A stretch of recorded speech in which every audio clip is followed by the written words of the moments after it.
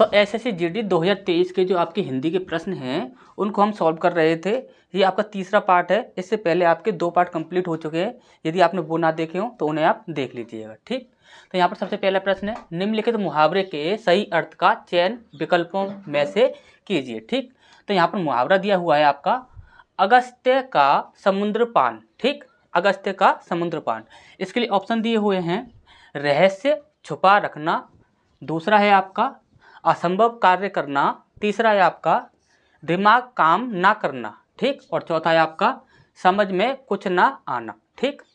अब यदि ये मुहावरा जो है ये आपको समझ ना आ रहा हो तो आप ध्यान से समझिए। जैसे कि आप बोलते हो, जैसे कि आप सीरियल वगैरह देखते हो, मूवी वगैरह देखते हो, उसमें क्या बोला जाता है कि जलपान कीजिए, क्या कीजिए, जलपान कीजिए। तो जैसे कि आप बोलते हो जलपान यानी कि जल को पीजिए, ठीक, जल पीजिए।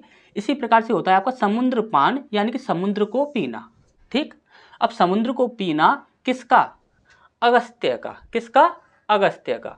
अब यहाँ पर होता क्या है कि देखिए अगस्त्य जो थे, एक महर्षि अगस्त्य जो थे, उन्होंने देवताओं के सम्मान में क्या किया था? समुद्र पान किया था। क्या किया था? समुद्र के पानी को पिया था, ठीक। तो ये काम उन्होंने किया था। अब आप एक बात ध्यान से समझिए, यदि किसी व्यक्ति को बोला जाए कि तुम 10 गिलास पानी पी लो तो उसे 10 गिलास पानी भी नहीं पिया जाएगा।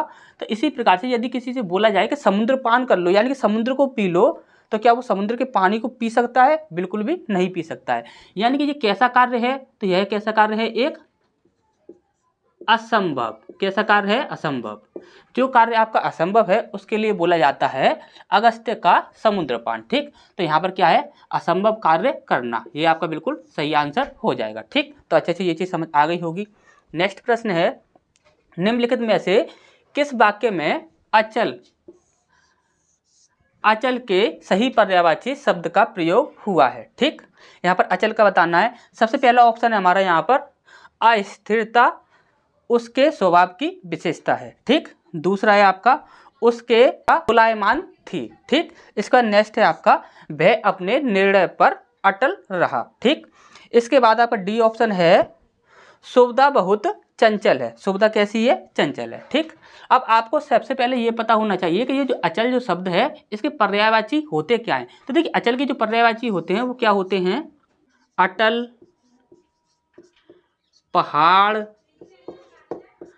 पर्वत, गिरी, शैल, भूधर, शिखर और भी काफ़ी होते हैं। तो ये आपके क्या होते हैं? अचल के पर्यायवाची होते हैं, ठीक। अब अचल के पर्यायवाची ये होते हैं। तो यहाँ पर आप देखिए ये क्या होता है? अटल, और यहाँ पर आपको दिख रहा है अटल, ठीक। यही हमारा बिल्कुल सही आंसर हो जाएगा, ठीक। तो नेक्स्ट क्वेश्चन की ओर बढ़ते हैं। इसके बाद नेक्स्ट प्रश्न है हमारा यहाँ पर बोला गया है गेरु एक संज्ञा है, ठीक। गेरु जो शब्द है वह क्या है? एक संज्ञा शब्द है, ठीक। अब यहाँ पर इसके बदले कौन सा प्रत्यय युक्त शब्द उपयुक्त होगा, ठीक। यहाँ पर बोला गया है प्रत्यय युक्त यानी कि ऐसा शब्द जिसमें प्रत्यय का प्रयोग किया गया हो, ठीक। अब यहाँ पर देखिए ऑप्शन है आपका गजल, दूसरा है आपका गेरुआ, तीसरा है आपका ममेरा और चौथा है आपका गर्ज, ठीक। अब यहाँ पर आप ध्यान से समझिए, गेरु जो शब्द है इसके स्थान पर हम क्या लगा सकते हैं? प्रत्यय क्या लगा सकते हैं हम इसके साथ कि यहाँ पर एक नया शब्द बन जाए। यदि हम गेरु के साथ यदि हम आ प्रत्यय लगा देते हैं तो हमारा क्या बन जाता है? गेरुआ, ठीक। आपने आप रंग भी पढ़ा होगा, एक गेरुआ रंग भी होता है, ठीक। तो ये क्या हो जाएगा आपका? गेरुआ। ये हमारा बिल्कुल सही आंसर हो जाएगा, ठीक। इसका नेक्स्ट है आपका वह पढ़ना मांगता है। इस वाक्य में रेखांकित शब्द के स्थान पर उपयुक्त शब्द क्या होगा, ठीक। तो ये जो मांगता जो शब्द है इसके स्थान पर हमें कोई ऐसा शब्द रखना है जिससे कि ये जो वाक्य है ये बिल्कुल सही दिखे, ठीक। यहाँ पर सबसे पहला है आपका चाहता, दूसरा है आपका जाता, तीसरा है आपका खाता और चौथा है आपका सोचता, ठीक। तो यहाँ पर सही आंसर क्या होगा? वह पढ़ना चाहता है। क्या करना चाहता है? वह पढ़ना चाहता है। तो ए ऑप्शन जो होगा वो हमारा बिल्कुल सही हो जाएगा, ठीक। इसके बाद है निम्नलिखित में से कौन सा एक विशेषण शब्द नहीं है? देखिए विशेषण शब्द के बारे में बोल रहा है कि विशेषण शब्द नहीं होना चाहिए, ठीक। और विशेषण क्या होता है? विशेषण वह होता है जो संज्ञा या सर्वनाम की विशेषता बताता है, ठीक। अब यहाँ पर आप देखिए ऑप्शन है आपके ए है आपका आप, बी है आपका पुराना, सी है आपका काला और डी है आपका दोगुना। ठीक, देखिए यदि दोगुना की बात करें तो ये दोगुना क्या होता है, यह एक निश्चित संख्यावाची, ध्यान से समझ लीजिए, निश्चित संख्यावाची आवृत्तिवाचक विशेषण होगा। क्या होगा, निश्चित संख्यावाची होगा और निश्चित संख्यावाची में भी कौन सा होगा, आवृत्ति बोधक। ठीक, क्या होगा, आवृत्ति बोधक। इसके बाद नेक्स्ट, ये तो आपका विशेषण हो गया, इसे यहाँ पर कैंसिल कर देंगे। इसके बाद नेक्स्ट है आपका काला। अब काला आप कुछ भी बोल सकते हो, जैसे कि काला रंग, रंग की विशेषता बता रहा है काला, तो जैसे कि आपने बोला काला रंग, तो यहाँ पर काला क्या है, रंग की विशेषता बता रहा है, तो ये भी विशेषण हो गया, इसे भी यहाँ पर कैंसिल कर देंगे, ये आपका गुणवाचक विशेषण हो जाएगा। ठीक, इसके बाद है आपका पुराना, जैसे कि आप बोल दोगे पुराना मकान, तो मकान जो संज्ञा है इसकी विशेषता बता रहा है पुराना। ठीक, तो ये भी आपका एक विशेषण हो जाएगा, तो ये भी क्या हो जाएगा, आपका एक गुणवाचक विशेषण हो जाएगा। ठीक, अब इसके बाद बचता है आपका आप। आप क्या होता है, तो आप होता है एक आपका सर्वनाम, सर्वनाम, तो सर्वनाम। और यदि ये पूछा जाए कभी भी आपको कि आप कौन सा सर्वनाम है, तो आप हमेशा ही याद रखिए सर्वनाम कितने प्रकार के होते हैं। पुरुषवाचक सर्वनाम जो होते हैं वो 3 प्रकार के होते हैं। कौन कौन से, एक होता है आपका उत्तम पुरुष। उत्तम पुरुष में क्या होता है, जब व्यक्ति स्वयं के बारे में बात करता है। एक होता है आपका मध्यम पुरुष, जब मध्यम पुरुष कब होता है, जब बोलने वाला व्यक्ति सुनने वाले व्यक्ति के बारे में बोलता है। और एक होता है आपका अन्य पुरुष। अन्य पुरुष कब होता है, जब बोलने वाला व्यक्ति ना ही सुनने वाले के लिए बोले ना ही अपने लिए बोले, वो किसी और के लिए बोले। अब यहाँ पर देखिए, यहाँ पर क्या बोला जा रहा है, आप, यानी कि आप क्या कर रहे हो, आप इस प्रकार से बोलोगे तो आप क्या कर रहा है, वह सामने वाले बोलने वाले के लिए बोल रहा है, तो ये क्या हो जाएगा, आपका मध्यम पुरुषवाचक सर्वनाम। ठीक, और हमारा सही आंसर यहाँ पर क्या हो जाएगा, यही हो जाएगा। ठीक, यहाँ पर पूछा गया था विशेषण शब्द नहीं है, तो ये क्या हो जाएगा आपका सर्वनाम। ठीक, अब यहाँ पर नेक्स्ट है आपका मैं रविवार के दिन तुम्हारे घर आऊँगा। ठीक, इस वाक्य में रेखांकित शब्द के स्थान पर सही शब्द क्या होगा, ये जो आपका रेखांकित शब्द है के दिन, इसके स्थान पर सही शब्द कौन सा रखें कि ये हमारा बिल्कुल अच्छा लगे। ठीक, अब यहाँ पर आप ध्यान से समझिए, ए है आपका को, बी है आपका पर, सी है आपका के लिए और डी है आपका मैं। ठीक, तो देखिए मैं रविवार को तुम्हारे घर आऊँगा, ये आपका बिल्कुल सही हो जाएगा। ठीक, यदि आप बोलते हो मैं रविवार पर तुम्हारे घर आऊँगा, तो ऐसा आपका कभी भी नहीं होता। मैं रविवार के लिए, तो के लिए तो कभी भी लगेगा नहीं। मैं रविवार मैं तुम्हारे घर आऊँगा, तो ये भी आपका कभी भी नहीं होता। ठीक, तो सही आंसर क्या होगा, मैं रविवार को तुम्हारे घर आऊँगा। ठीक, तो नेक्स्ट क्वेश्चन की ओर बढ़ते हैं। इसके बाद नेक्स्ट प्रश्न है हमारा यहाँ पर बोला गया है, उसने तरह तरह के चमड़े के जूते खरीदे। उसने तरह तरह के चमड़े के जूते खरीदे। उपरोक्त वाक्य का शुद्ध रूप क्या होगा। ठीक, तो सबसे पहला दिया हुआ है उसने चमड़े के अलग अलग जूता खरीदे। ठीक, दूसरा दिया हुआ है वह तरह तरह के चमड़े जूते खरीदे। ठीक, तीसरा दिया हुआ है उन्होंने तरह तरह की चमड़े जूते खरीदी। ठीक, इसका चौथा दिया हुआ है उसने चमड़े के तरह तरह के जूते खरीदे। ठीक, देखिए इस प्रकार के जो आपके प्रश्न होंगे, यदि आपको कुछ समझ ना आए तो सबसे पहले तो आप एक बात जरूर याद रखिएगा, इस प्रकार का जब कभी कोई आपको वाक्य दिया हुआ है और इस प्रकार के आपके वाक्य दिए हुए हैं, तो आपको हमेशा याद रखना है कि सब्जेक्ट को तो आपको हमेशा ही मिला लेना है। क्या कर लेना है, सब्जेक्ट को तो मिला लेना है। अब उसने बोला था उसने तरह तरह के, अब यहाँ पर देखिए एक यहाँ पर है आपका उसने, ठीक, और एक यहाँ पर है आपका उसने, तो यहाँ पर ये दोनों ऑप्शन तो पहले ही कैंसिल हो गए। ध्यान से समझ लीजिए पहले बोला क्या जा रहा है। ठीक, यहाँ पर उसने है, यहाँ पर उसने है, तो ये क्वेश्चन से मैच कर रहे हैं, तो यहाँ पर ये बी और सी ऑप्शन जो हो गए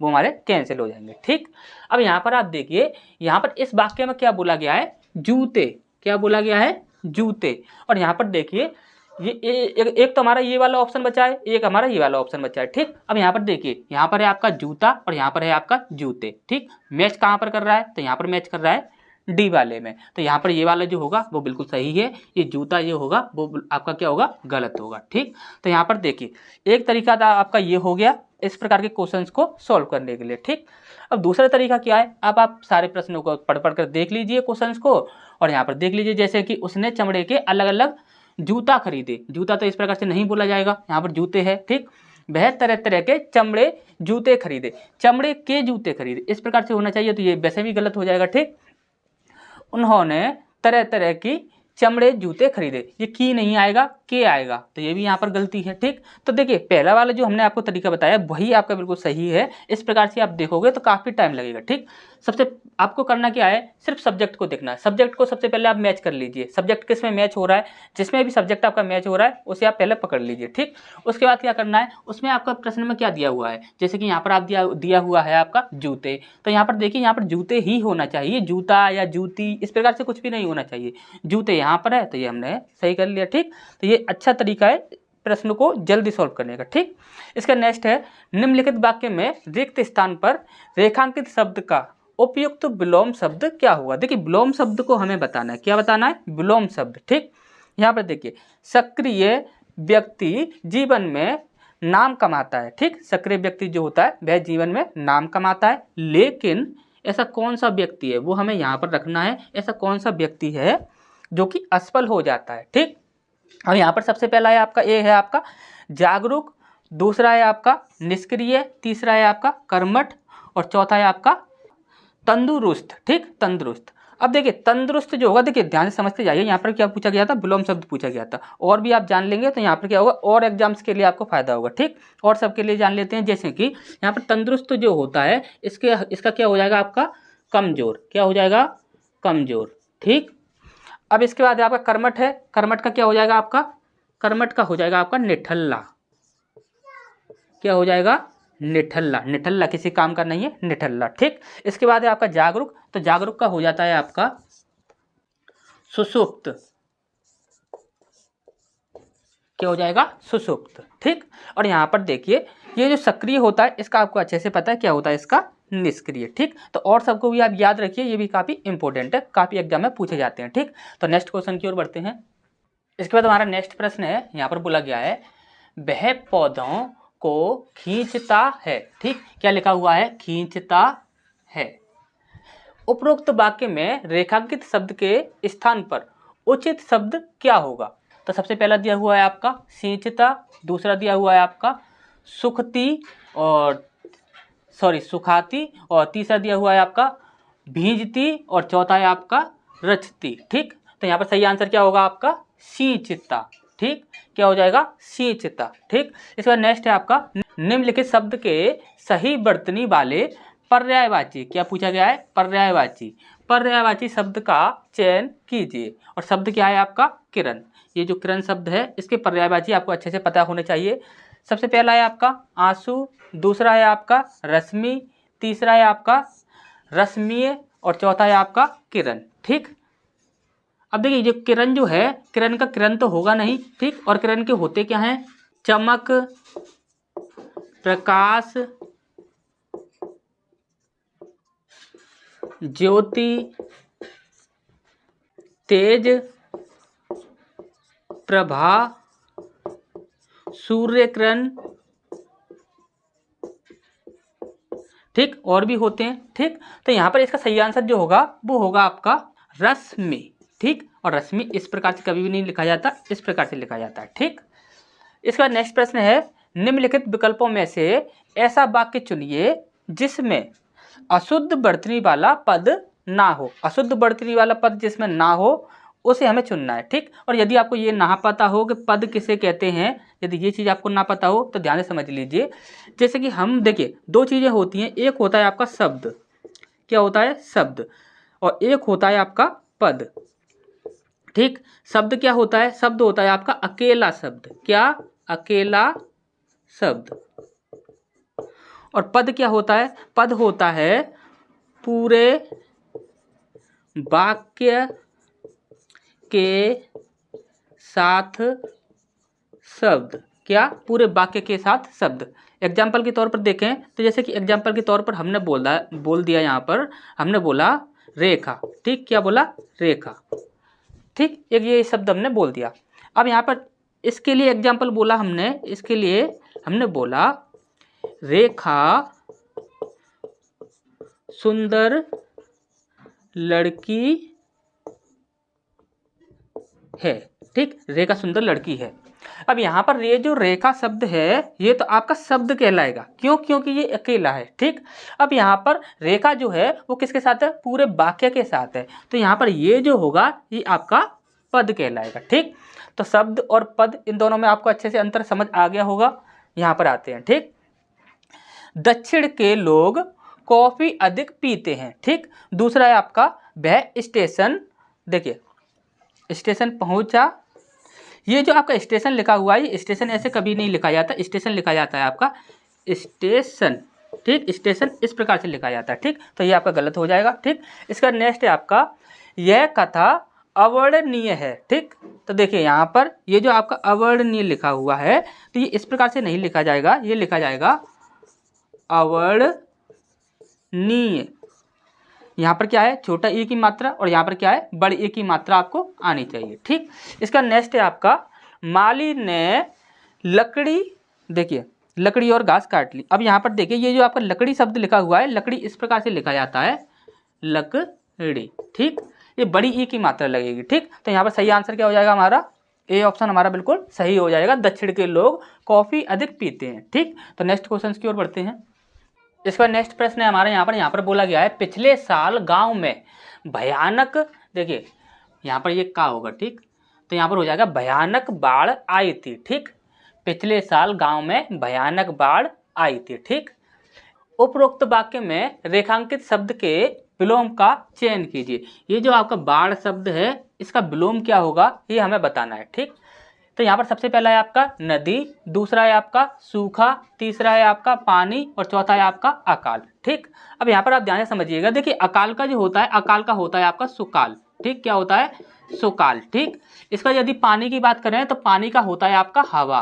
क्या होता है, हवा। ठीक, और यदि यहाँ पर नदी की बात करें तो नदी का होता है आपका झरना। क्या, झरना। और इसके बाद सही आंसर हमारा क्या हो जाएगा, सूखा। ठीक, बाढ़ का क्या हो जाएगा, सूखा। अच्छे से समझ आ गया होगा, बाकी सब भी आपको याद रखने। ठीक, इसका नेक्स्ट है जिसके बालों में चंद्रमा है, वाक्य के लिए एक सही शब्द क्या होगा। ठीक, ये हमसे यहाँ पर पूछा गया है। सबसे पहला है आपका चंद्रशेखर, दूसरा है आपका चक्रपाणी, तीसरा है आपका चंद्र ग्रहण, और चौथा है आपका चंद्रचूड़। ठीक, तो इसे तो देखते ही सब काट देंगे। ठीक, अब यहाँ पर आप ध्यान से समझिएगा, इस प्रश्न को सॉल्व करना है।